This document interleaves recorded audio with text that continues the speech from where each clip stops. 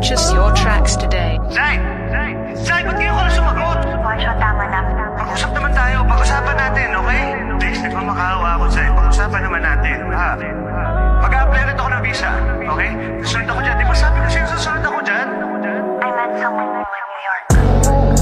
Di mo na kailangang bumalik, malaya ka na rin Purchase your tracks makaalis. today.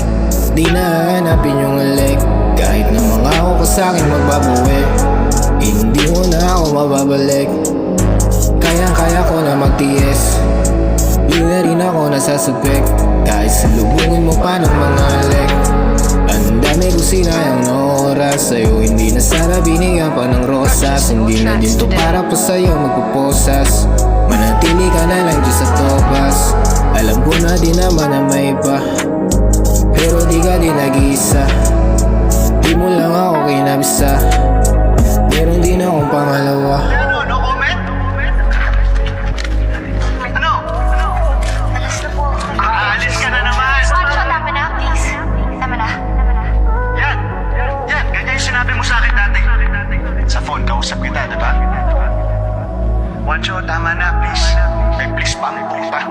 Buti na lang ika'y umalis na, di ko na kailangan mag-text pa. Nahon na rin para kalimutan ang aking nakaraan. Sa'yo lang ang interes pa, maniwala ka na kaya ko na burahin mapapait na alaala. Dahil sa'yo di na maligaya, akala mo siguro sa'yo di makakalaya. Yan naman imong inaakala, kasi sa totoo lang wala nang maramdamang tunay na pagmamahal. Parang lokohan na lang, mabuting tama na yan. At tigilan na ang pagpapanggap na natin dalawa kaysa pilitin pa.